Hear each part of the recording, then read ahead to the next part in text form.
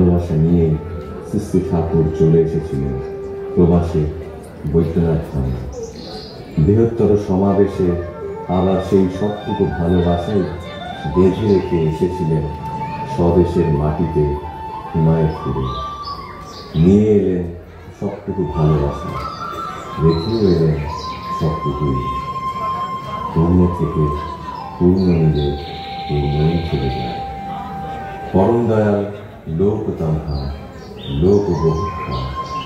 নতুন নতুন মানুষ এলে তার যেন পরম স্বস্তি, তাই বসে থাকেন এক ঘরে আর অপেক্ষা করে থাকেন কখন তার দরবারে নতুন মানুষ আসবে।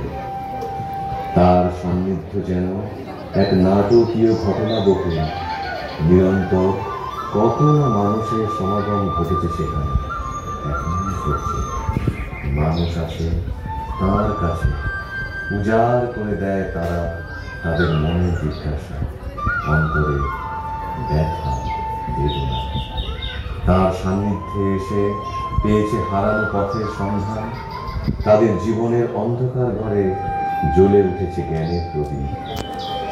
তার ব্যবহারে সমস্ত কিছুই তার স্মৃতিকে বহন করে। তার স্মৃতিকে আরো একবার সকলের কাছে তুলে ধরার জন্য এবারে আমাদের শ্রীজির পক্ষ থেকে এই বিশেষ নিবেদন।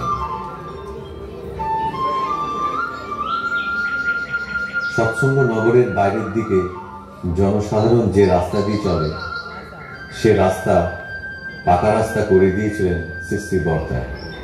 আগে এই রাস্তা মাটির ছিল, কাঁকড়ওয়ালা। এছাড়া ঠাকুর বাড়ির ভিতরের রাস্তাগুলো সব সিমেন্ট দিয়ে পাকা করে দিয়েছিলেন।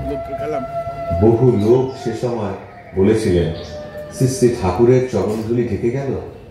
কিন্তু পাকা হওয়ার পর সববারই সুবিধা হলো। জায়গার সংকুল হলে প্রার্থনার সময় বসতে শুরু করলেন সবাই ওই রাস্তার উপরে। এছাড়াও রাস্তার দুপাশে ছায়ার জন্য তিনি গাছ লাগিয়েও দিয়েছিলেন। সে গাছ আজও ছায়া দিয়ে চলেছে গুরু ভাই বোনেদের। বর্তমানে প্রার্থনার সময় যখন ঠাকুর বাড়িতে মানুষজনের বসার জায়গা কম পড়ে, তখন রাস্তায় প্রার্থনা। কত মুহূর্ত, কত ঘটনা, কত সাধারণ মানুষকে দিয়ে বহু অসাধ্য করিয়েছেন শ্রী ঠাকুর। তার কত হয়তো লিপিবদ্ধ আছে, কতই হয়তো সম্ভব হয়নি লিপিবদ্ধ করা। যে তার উপরে ভরসা রেখে তার কথাগুলো পরিপালন করেছে, তাকে দিয়ে শ্রী ঠাকুর সায়েন্সের লজিককেও এক লহমায় পুনরুৎপাদন করে দিয়েছেন।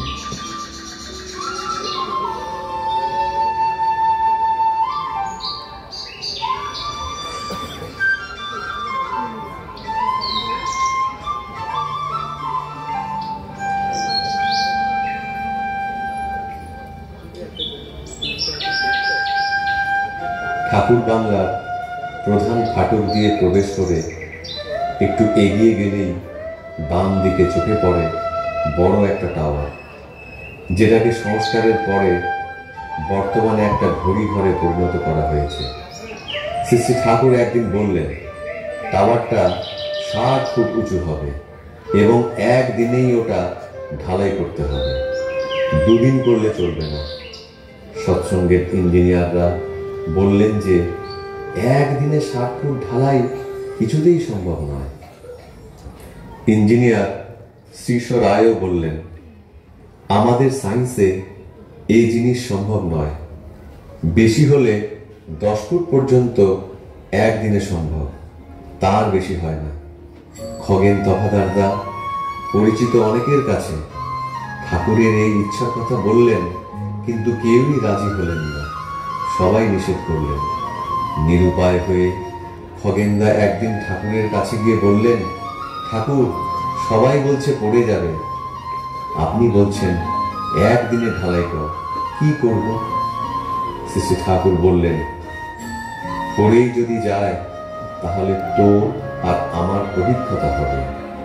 খগেনদা বললেন ঠাকুর আমার অভিজ্ঞতার জন্য 25-30 হাজার টাকা নষ্ট হয়ে যাবে, এতগুলো টাকা? শ্রী শ্রী ঠাকুর বললেন, 30,000 টাকা তো ছাড়, একটা মানুষ তৈরি করতে যদি এই ব্রহ্মাণ্ডটা দিয়ে দিতে হয় তাও দিয়ে দেব। আমার সৎসঙ্গ হচ্ছে মানুষ তৈরির কারখানা। এভাবে কিছুদিন কাটলো। এদিকে সিমেন্ট গুলো পড়ে পড়ে নষ্ট হচ্ছে। খগেনদা আবার ঠাকুরের কাছে গিয়ে বললেন, ঠাকুর, সিমেন্ট তো নষ্ট হয়ে যাচ্ছে, কত কষ্ট করে এনেছি, সেটা জমে যাচ্ছে। খগেনদা শ্রী শ্রী ঠাকুরের নির্দেশ মতো সেই রাতে সকলের বাড়ি বাড়ি গিয়ে কারিগর, মজুর সবাইকে ডেকে এনে আনন্দবাজারে খাইয়ে দিলেন। তারপর সারা রাত সবাইকে বসিয়ে রাখেন। ভোর থেকে কাজ আরম্ভ হল। সকাল হওয়ার মধ্যে মাটির নিচে 6 ফুট ঢালাই হয়ে গিয়েছে। তথা আস্তে আস্তে উপরের 6 ফুট ঢালাইও শেষ। 8টার সময় শিশুদা এসে দেখতেই খুব চটে গেলেন, চিৎকার করে উঠলেন, আপনি কিছু জানেন না, ঢালাই আরম্ভ করে দিলেন। এখানে একটা কথা বলে রাখা দরকার, শ্রী শ্রী ঠাকুর আগে থেকেই খগেনদাকে শিখিয়ে দিয়েছিলেন, তোরে গালাগাল করলে চুপ করে থাকবি, বলবি আমি জানি না, আরম্ভ করে ফেলেছি, অন্যায় করে ফেলেছি। আর শিশুদা যদি তোকে নিয়ে আমার কাছে আসে, আমি তোকে অনেক গালাগালি করব, তুই চুপ থাকবি। শিশুদা রেগে গিয়ে ঠাকুরের কাছে গিয়ে নালিশ করলেন। শুনে ঠাকুর যেন আকাশ থেকে পড়লেন, বললেন, কি অমন করেছে আপনারা না জানিয়ে? এই ডাক তো খগেনকে, ডাক। খগেনদার সব জানাই ছিল, ঠাকুর কি বলতে পারেন। খগেনদা ঠাকুরের কাছে যেতেই ঠাকুর জিজ্ঞাসা করলেন, তুই ঢালাই আরম্ভ করেছিলি? খগেনদা কাঁদো কাঁদো হয়ে হাত জোর করে বললেন, হ্যাঁ ঠাকুর, আরম্ভ করেছি, সিমেন্ট নষ্ট হয়ে যাচ্ছে। শ্রী শ্রী ঠাকুর বললেন, শিশুকে বলিসনি? খগেনদা বললেন, শিশুদাকে কিছু বলিনি, সিমেন্টটা নষ্ট হয়ে যাচ্ছে, বড় কষ্ট করে জোগাড় করেছি। ঠাকুর শুনে বললেন, তাই তো, সিমেন্ট নষ্ট হয়ে যাবে। কিছুক্ষণ পরে বললেন, শিশুদা ওটা পাগল, কোয়াক ডাক্তার, একটা বড় ডাক্তার হলে চিন্তা করে, ও তো কোয়াক, আপনি যে ঠিকঠাক করে দেন। শিশুদা বললেন, আমি ও পাগলের সঙ্গে পারবো না, ওর মাথা খারাপ হয়ে গিয়েছে ঠাকুর। শ্রী ঠাকুর বললেন, পাগল যখন করে ফেলেছে তখন ঠিকঠাক করে নেন, যখন আরম্ভ করেছে তখন তো ফিনিশ করে রাখবে।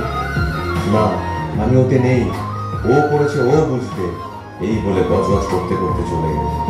সঙ্গে সঙ্গে শ্রী ঠাকুর খগেনদাকে ইঙ্গিত করে দিলেন, যা যা, বন্ধ করিস না। খগেনদা প্রণাম করে আবার কাজে হাত দিলেন। 5-10 মিনিট পর পর ঠাকুর লোক পাঠাচ্ছেন খবর নিতে। 10টা বেজে যায়, 11টা বেজে যায়, কাজ চলছে। খগেনদা ঠাকুরকে বললেন, ঠাকুর আপনি বিশ্রাম করুন, আমি শেষ না করে ছাড়ব না, শেষ পর্যন্ত 2টোর সময় শেষ হল। কাজ শেষ করে খগেনদা শ্রী শ্রী ঠাকুরের কাছে দাঁড়াতেই ঠাকুর বললেন, আছি। খগেনদা বললেন, ঠাকুর হ্যাঁ। শ্রী শ্রী ঠাকুর বললেন, দেখ পরম পিতার কৃপায়। খগেনদা বললেন, ঠাকুর আপনার পরম পিতা কি করবে আমি জানি না, আমার পরম পিতা যদি আমা করেন, কাল সকালে এ পড়ে গেলে আমার পিঠের চামড়া তুলে নেবে। সবাই বলবে খগেন ঠাকুরের 50,000 টাকা নষ্ট করেছে। মানুষ তো বলতে ছাড়বে না, 50,000 খরচ হলে বলবে লাখ টাকা। শ্রী ঠাকুর বললেন, দেখ পরম পিতার কৃপায়। সেদিন সারা রাত না ঘুমিয়েই কেটে গেল। চোখ দুটো শুধু টাওয়ারের দিকে, আর মনে মনে শুধু ঠাকুরকে ডাকা। ভোর হলো।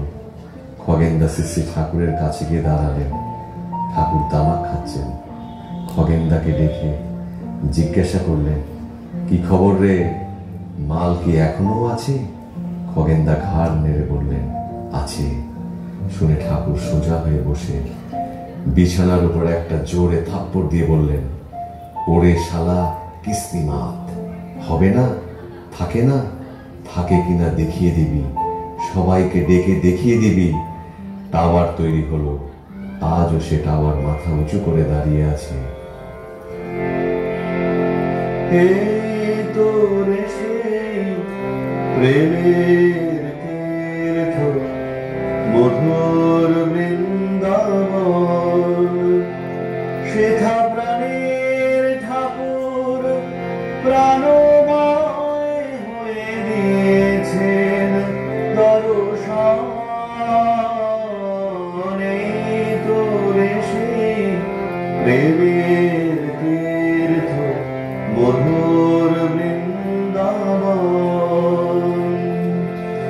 নিত্য যেথায় বিনতির সুরে চিত্তে জাগায় দোলা,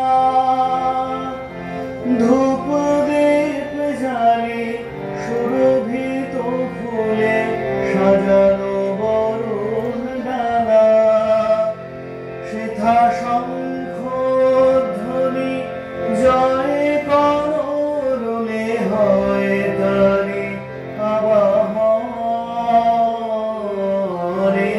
তোর সেই প্রেমের তীর্থ মধুর বৃন্দাবন,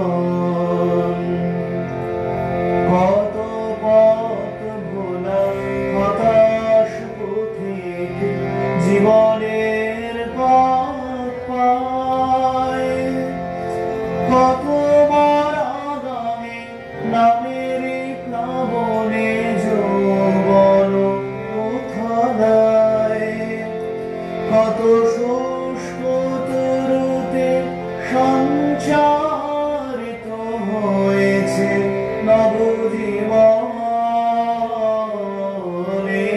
তোর সেই প্রেমের তীর্থ মধুর বৃন্দাবন, পুরুষোত্তম চরণ পরশে পবিত্র এই ধূলি, নীতি নবলীলা স্মৃতি বিজড়িত মধুময় দিনগুলি, পুরুষোত্তম চরণ পরশে পবিত্র এই ধূলি, নীতি নবলীলা স্মৃতি বিজড়িত মধুময় দিনগুলি, আজ ভগবান শনে ভক্তের যেথা হয়েছে মহামিলন।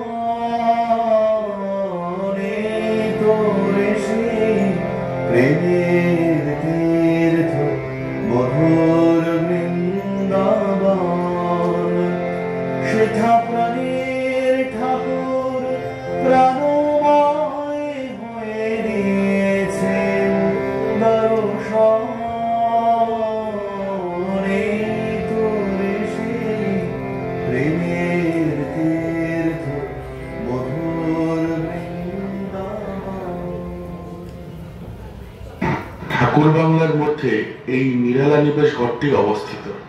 ঘরের ঘরের উত্তর পূর্ব দিকে অবস্থিত এই ঘরটিতে তিনি ইংরেজি 12/7/1962 তারিখে প্রবেশ করেন। কিছুদিন এখানে অবস্থান করার পর এই ঘরটি ভেঙে ফেলা হয় এবং নতুন রকমের তৈরি করা হয় শ্রী শ্রী ঠাকুরের ডিজাইন অনুযায়ী। ইংরেজি 10/7/1964 তারিখে নবনির্মিত সুন্দর ঘরটিতে তিনি পুনঃ প্রবেশ করেন। এই ঘরটির নাম তিনি রেখেছিলেন নিরালা নিবেশ। নিরালায় তিনি এখানে থাকতে চাইতেন।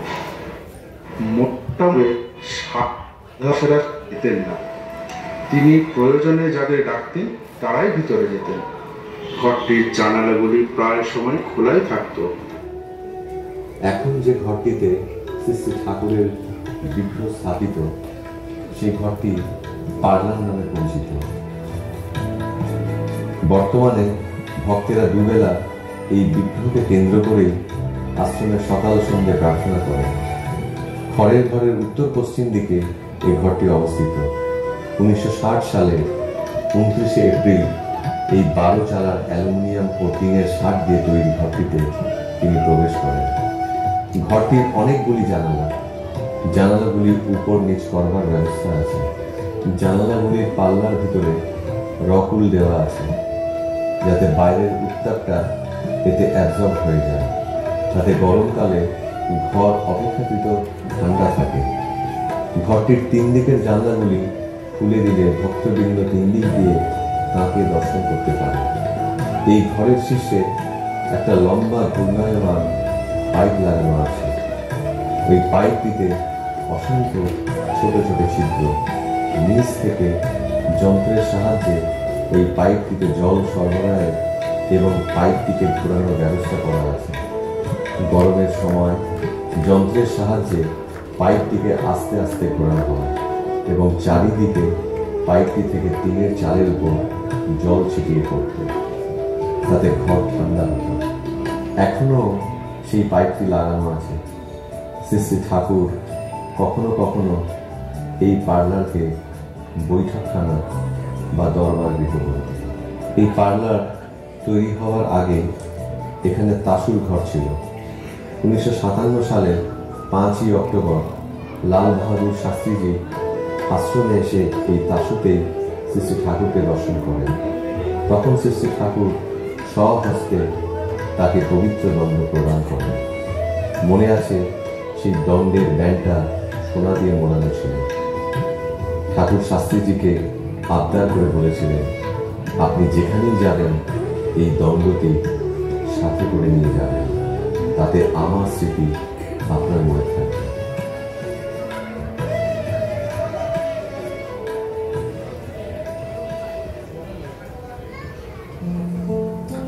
সাঁওতাল পরগনার রুক্ষ ভূমিতে পরম প্রেমময় শ্রী শ্রী ঠাকুরের শুভ পদার্পণের সূচনা থেকে 20 বছর অতিক্রান্ত।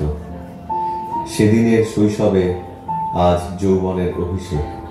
প্রিয় পরম সন্দর্শনে ভক্ত শিষ্য জিজ্ঞাসু মানুষের সংখ্যা ক্রমবর্ধমান। সেই মাসে জ্যৈষ্ঠের শুরুতেই প্রচণ্ড দাবদাহে জর্জরিত প্রকৃতি।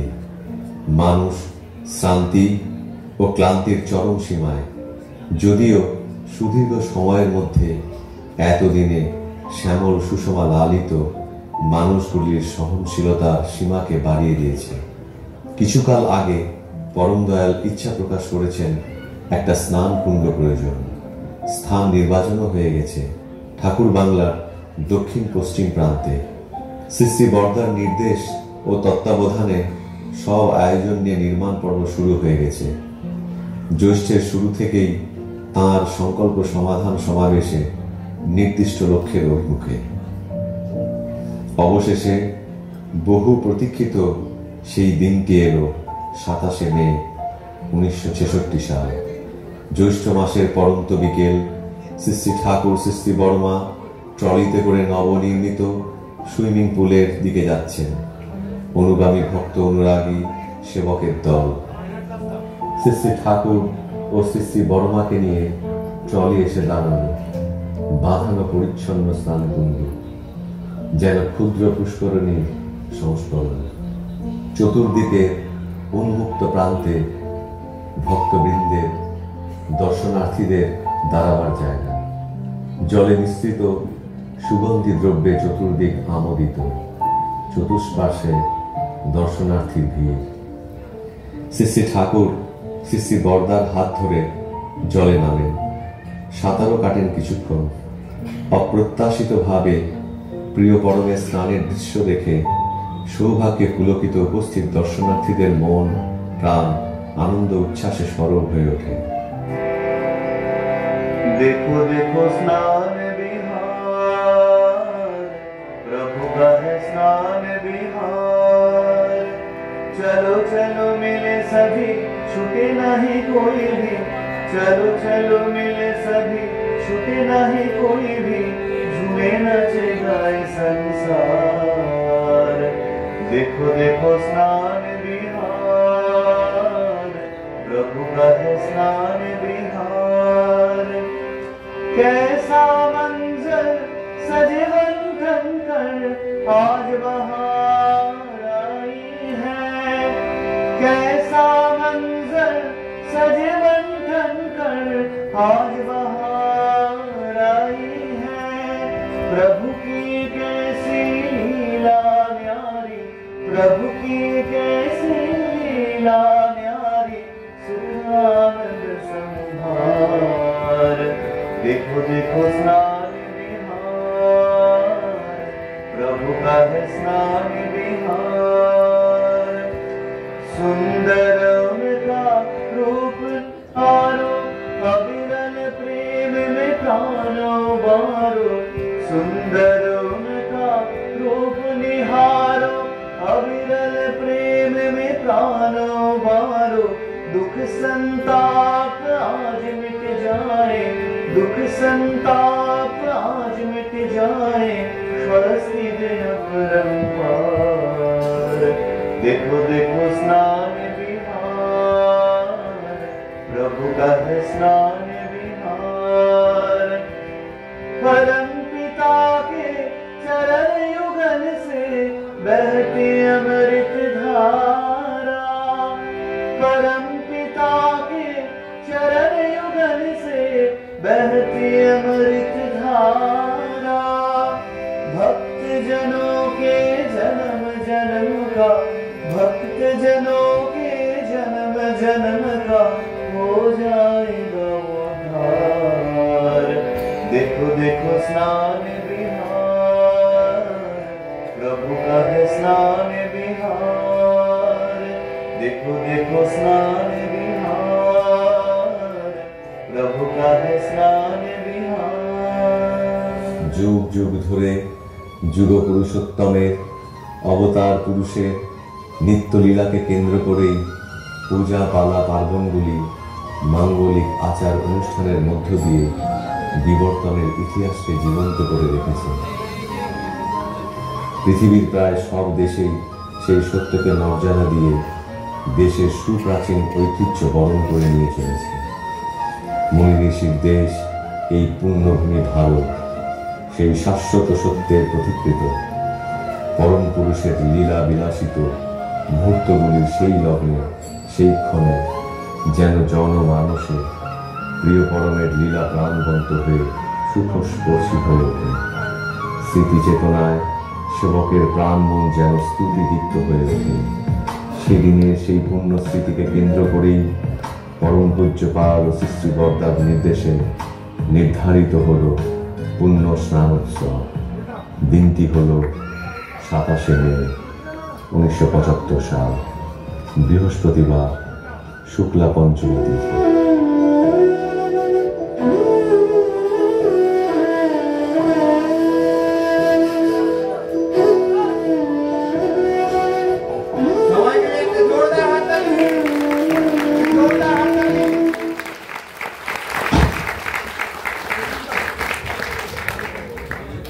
কেমন লাগলো আপনাদের এই দ্বিতীয় লাইভ পেন্টিং অনুষ্ঠান?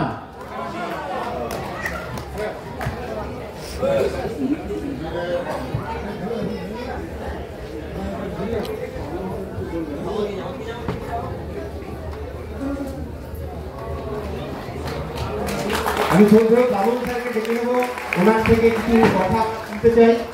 ছোট বাবুল স্যারকে আমি মাইক্রোফোন তুলে দিচ্ছি। সবাই বসো, সবাই বসো, সবাই বসো। জয় গুরু।